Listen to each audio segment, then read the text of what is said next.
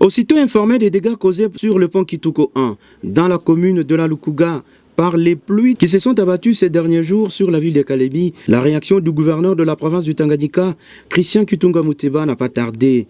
L'autorité provinciale a mobilisé tous les services attitrés afin d'épargner cet ouvrage d'une éventuelle catastrophe. Ce vendredi 11 avril 2025, l'entreprise Malta Forest, qui avait il y a quelques mois procédé à la remise provisoire de cette infrastructure, est déjà à pied d'œuvre pour faire éviter le pire à ces ponts Kitoko 1, et ce, avant les travaux de grande envergure pendant la saison sèche. François Moulungu, directeur provincial de l'Office de voirie et drainage. Nous sommes sur le pont Kitoko, exécuté par l'entreprise générale Malta Forest. Ce pont avait connu la réception provisoire. Il reste à faire la réception définitive. Et certes, avec le pluie du mois de mars, fin mars et début avril, on a eu des pluies diluviennes qui ont attaqué juste l'affluent par rapport aux semelles. Et il y a des voiles qui se sont renversées suite à un mouvement de glissement. Et présentement, l'entreprise est à pied d'œuvre pour bloquer cette anomalie qui s'est prononcée à cet ouvrage.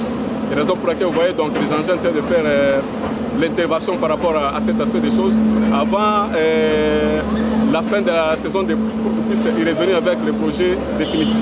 Pendant ce temps, à la première entrée d'Ave, dans la commune du Lac, le génie créateur de l'Office de voirie et drainage a pris les dessus sur les eaux de la rivière Lukuga en crue qui avait envahi la chaussée et qui prétendait être invincible. Sous l'impulsion du gouverneur Christian Kitunga Muteba, les travaux d'enrochement se poursuivent normalement et cette entreprise publique entend dans un bref délai procéder à la pose de la couche de roulement en tout venant afin de rendre praticable ces tronçons routiers et décongestionner ainsi la route Kalumbi aujourd'hui en pleine modernisation. Nous sommes sur l'entrée d'Ave, on est en train de faire les travaux d'entretien et là nous sommes sur la phase d'enrochement. Il y a deux variantes. Il y a la variante qui mène vers la déviation sur Dave et l'autre qui mène vers Mosquée. Là déjà la déviation vers Dave, on a déjà atteint le 100% par rapport à l'arrochement. Il reste maintenant la déviation qui nous amène vers Mosquée. Après cette phase, nous allons maintenant attaquer le rechargement en tout venant pour permettre les véhicules de bien passer. L'autre ouvrage en cours de construction sur l'avenue Kalumbi, toujours par l'OVD, c'est ce grand collecteur devant recueillir les eaux de pluie provenant de flancs de collines et les drainer à la rivière Lukuga. Ce qui va épargner non seulement la voie ferrée des terribles inondations, mais également le boulevard Lumumba au niveau de Sep Congo.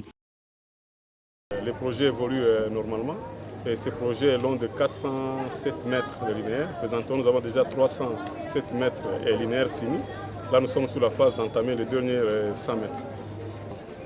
Nous remercions sincèrement M. le gouverneur de la province du Tanganyika pour son implication dans tous les projets que nous faisons. Il nous assiste. À la prison centrale de Kalemi, sur financement du gouvernement provincial, les travaux de construction du mur de soutènement par l'équipe du génie militaire sont en phase de finition. Et dans les tout prochains jours, l'Office de voirie et drainage va amorcer les travaux de construction d'un pont pouvant faciliter l'accès à cette maison carcérale. Le gouverneur Christian Kitunga Muteba, résolument engagé à travailler pour le bien-être de sa population, ne cesse jour après jour de matérialiser la vision du chef de l'État Félix Antoine Tshisekedi Tshilombo en province et redonne ainsi l'espoir à tous les Tanganyikais qui croient en son autorité provinciale, le véritable bâtisseur de cette province à l'avenir prometteur.